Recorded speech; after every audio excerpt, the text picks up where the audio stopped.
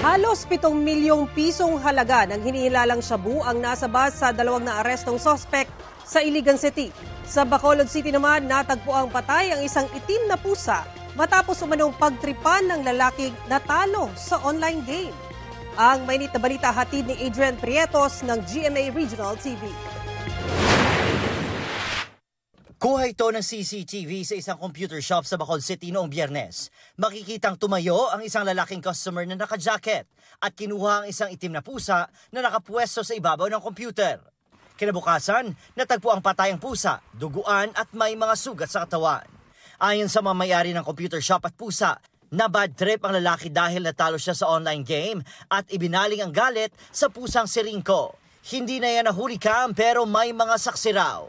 Una, bi ko na bungguan lang ginaasa ko nga na bunga pero balanon gyud nga gin patay akong kuring.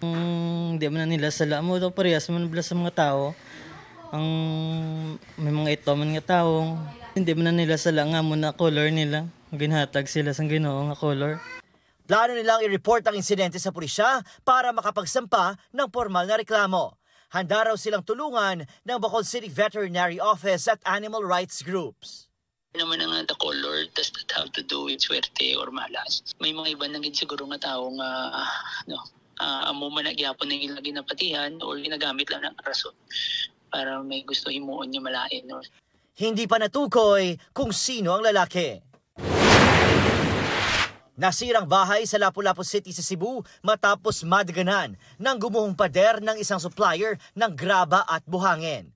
Sugatan sa insidente ang isang babae. Nagdumba mighangad kay unsa baron magnay naglagubo di kay kog iring gabugno ba dugay man gyud nahuman kay burog inanay gali siya di nilili siya diri paglili niya diri kay pagtanaw niya diha mao naman to nakita na nga natab na ana nagidagdagan ang katong mga buhangin ana padong diri na sa balay.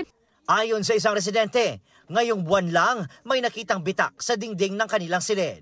Agad na ipinasuri ng LGU ang lugar.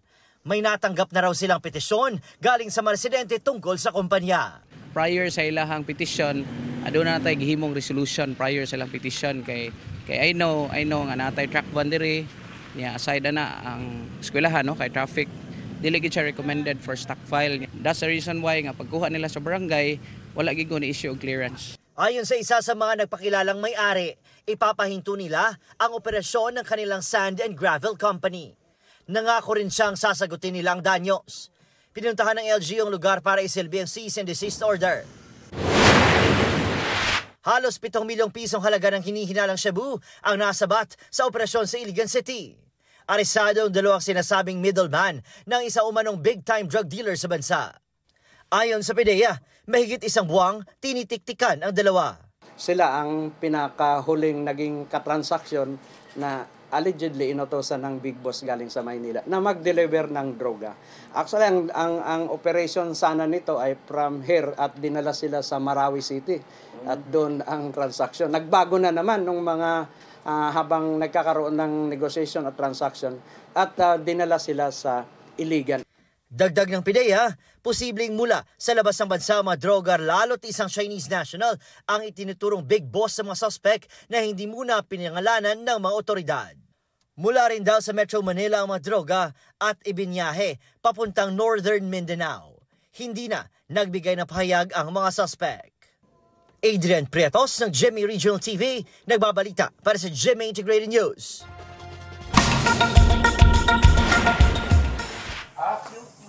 You better fucking not. I swear to God, I'll shoot you right in the face.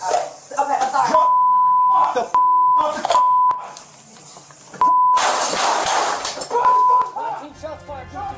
Tatlong beses pinagbabaril ng pulis ang isang babae sa loob ng kanyang bahay sa Illinois sa Amerika. Tumama ang isang bala sa mukha ng babae at namatay siya kalaunan sa ospital. Batay sa court documents, rumisponde ang mga pulis sa bahay ng babae dahil sa inireport niyang may taong nakapasok sa kanyang bahay. Sinuyod nila ang bahay pero wala silang nakita. Doon na nagsimulang mag-init ang kanilang pakikipag-usap sa babae. Sinibak sa trabaho ang nagpaputok na pulis. Arestado siya at sinampahan ng kaso. Wala siyang pahayag pero naghain na siya ng not guilty plea sa korte. Kaugnay sa pagban ng Pangulo sa mga Pogo, makakausap natin sa Senador Sherwin Gatchalian.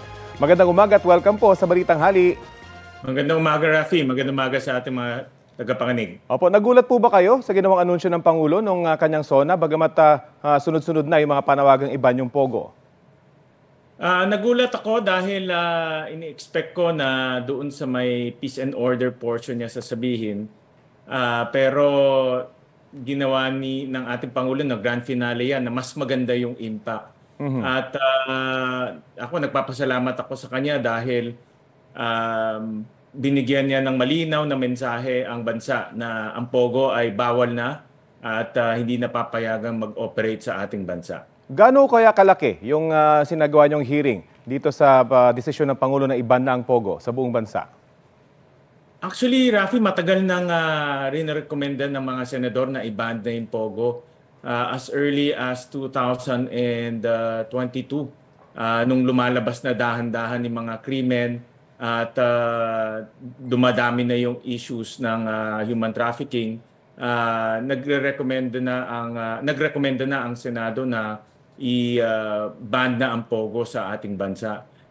Pero nagtuloy-tuloy pa yung kanyang operation at dito natin nakita na mas malalim pa pala yung kanilang ginagawang criminal activities. Dito natin nakita yung human trafficking, yung torture, ngayon money laundering lumalabas na napakalaking aktibidad rin ng mga Pogo hubs. Bagamat ban na, marami pa po kaya tayo madidiskubre patungkol dito sa Pogo at paano na po yung mga Filipino workers naman? At the end of the year, dapat mawala na lahat ng Pogo. Matutulungan po ba silang lahat?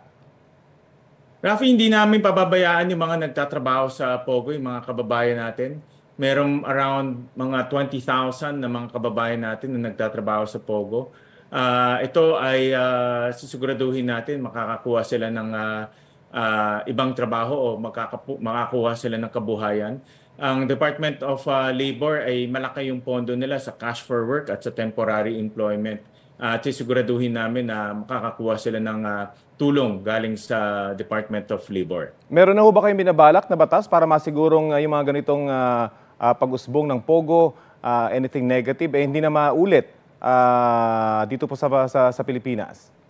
Actually, Rafi, itong Pogo ay nagbukas rin sa isa pang criminal activity na nakita natin. Ito yung mga peking birth certificate. At ito yung isa sa mga proposals ng committee na higpitan at ireforma ang birth certificate process sa ating bansa. Nakita rin natin dito sa issue ng Bamban Pogo Hub na hindi lang Pogo ang may criminal activity, kung hindi pati mga lingkod bayan natin ay nasasangkot sa mga ganitong illegal na gawain tulad ng peking birth certificate. At nakita natin dahil nga meron tayong late registration process, inabuso naman to ng mga dayuhan. At ito yung isa sa mga legislative proposals namin na higpitan ang birth certificate process natin. Mapunta naman po tayo sa investigasyon kay Mayor Alice Go. Ano pong posibleng implikasyon ng utos ng Pangulo sa investigasyon po ninyo laban dito kay Mayor? Siguraduhin namin na maaresto siya at makukulong siya. Halos isang linggo na siya nagtatago sa Senado at ito ay labag sa batas natin at labag sa proseso natin at magwawalang respeto rin sa Senado at sa institusyon. At hindi kami titigil hanggat siya ay mahuli at makulong. At sisiguraduhin rin namin yung mga enforcement agents natin ay sampahan na siya ng kaso dahil talagang hindi niya binibigyan ng respeto ang ating proseso at ang ating batas. Very quickly lamang po, meron pa ho kayo mas mataas na opisyal ng gobyerno na pwedeng tamaan dito sa Pogo issue ngayon at nag-utos na ng ban ng Pangulo? May mga naririnig kami mga pangalan, may mga briefing doon sa executive session briefing lumabas na ang galamay nitong mga Pogo ay lumalawak na at marami na rin silang nakakausap ng mga politiko, enforcement agencies. Nasabi rin natin to nung mga huling interview. At yan naman ang aming titignan rin. No? Pero ganun pa man, dahil banned na yung Pogo, tingin ko itong mga ganitong aktibidad ay dahan-dahan na rin mawawala. Pero gusto rin namin, gusto rin namin malaman kung sino ba yung mga taong nasa likod nitong mga Pogo Hub. Sila man ay dauyuhan o lokal, ituloy ang aming investigasyon hanggat malaman namin yung mga personalidad sa likod nitong mga Pogo. Siyempre, kahit wala ng Pogo, dapat may accountability pa rin. Maraming salamat po sa oras na ibinahagi niyo po sa Balitang Hali. Thank you, Rafi. Si Senator Sherwin Gatchalian.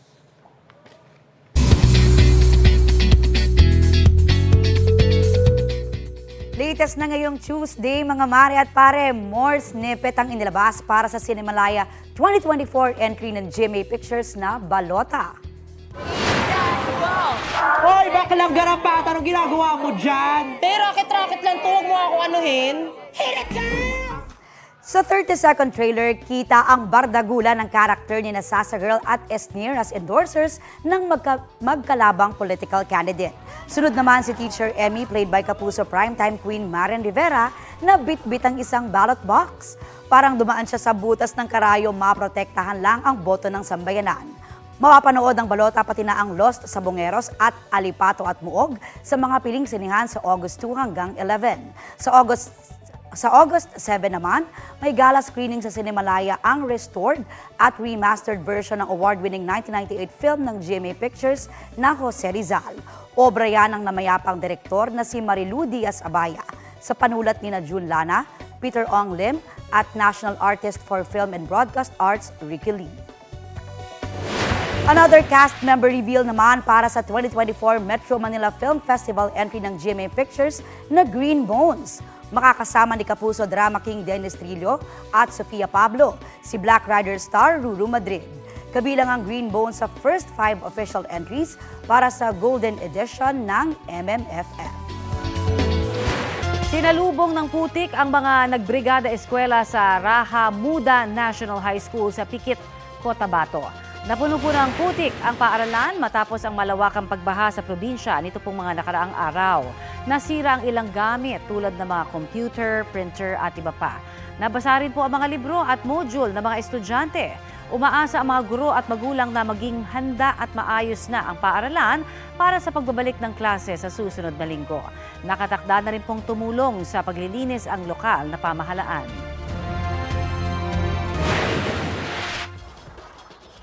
Screenshot ito ng video na ipinalabas sa pagtitipon sa Amerika ng Hakbang ng Maisub, isang grupong kumokontra sa charter change at nagsusulong daw ng transparency at accountability sa gobyerno.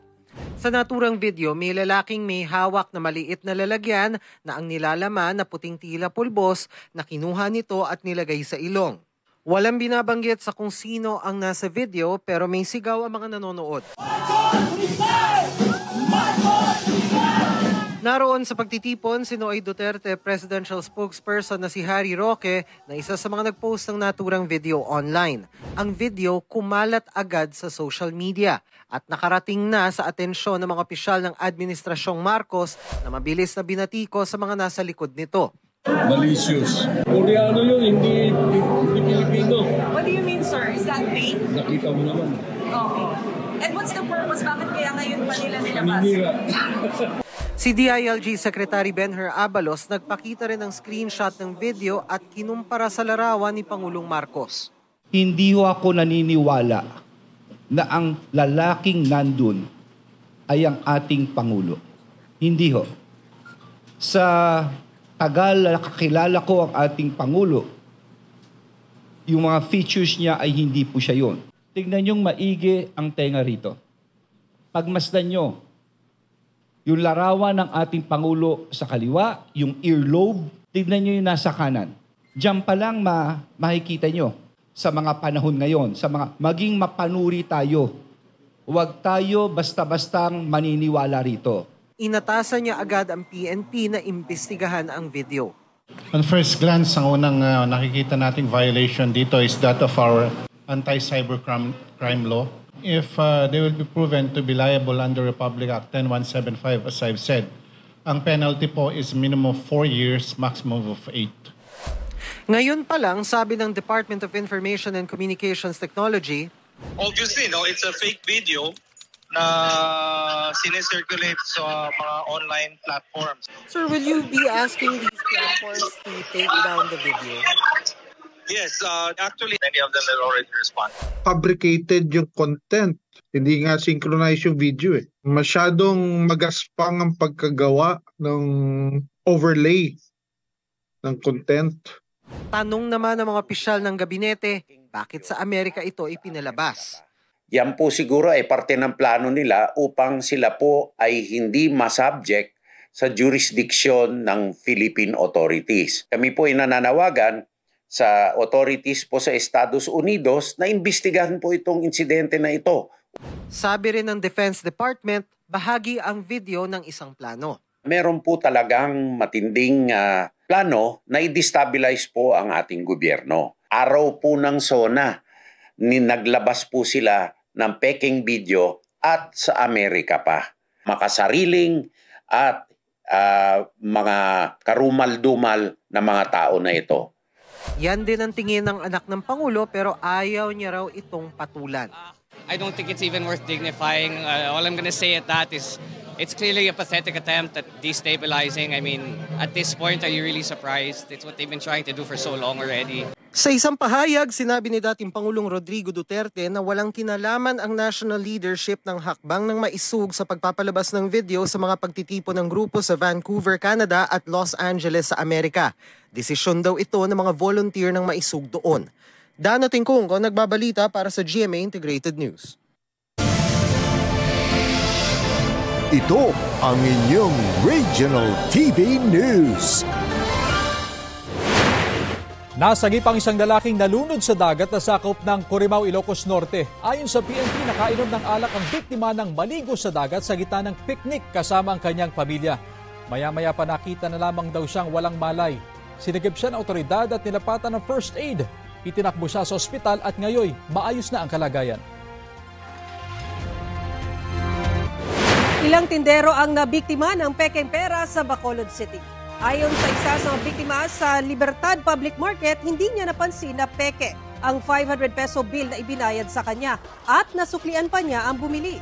May isa pang vendor na nakuha na naman ng nasa 2,000 pisong halaga ng isda gamit ang mga pekeng pera. Paniwala nila, hindi lang iisa ang gumagawa ng ganitong modus. Niimbestigahan na ng pulisya ang insidente. Isa sa mga masarap na pampagisig yung amoy ng mainit na pandesal o tinapay. Naman, may ganyang pakulo po sa Paris, France gamit ang maliliit na papel. Ang mga sikat na tinapay at pastries doon, pwede rin ma-experience kahit sa amoy lang. Ayan, presenting ang bakery scented stamps. Kapag kinuskos ang stamp, may malalanghap na manamis-namis na vanilla scents. Sabi naman ng iba, amoy chocolate croissant daw. Wow. Inilabas sa mga selyo kasabay ng pista ng picture ng mga baker at pastry chef nitong Mayo. Inaasahang papatok yan as souvenirs lalo na sa papalapit na Olympics. A little touch of Paris bilang pasalubong. Wow! Punta na tayo sa Paris, France. Yes. Ayan. At ito po ang Balitang Hali. Bahagi kami ng mas malaking misyon. Ako po, si Connie Sison. Rafi Tima po. Kasama nyo rin po ako, Aubrey Carampel. Para sa mas malawak na paglilingkod sa bayan. Mula sa GMA Integrated News, ang News Authority ng Filipino.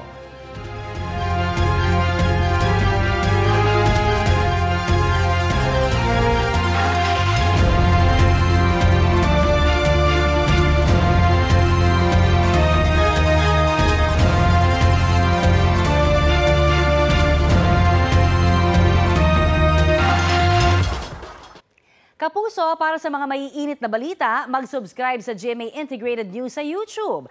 Sa mga kapuso naman abroad, subaybayan nyo kami sa GMA Pinoy TV at sa www.gmanews.tv.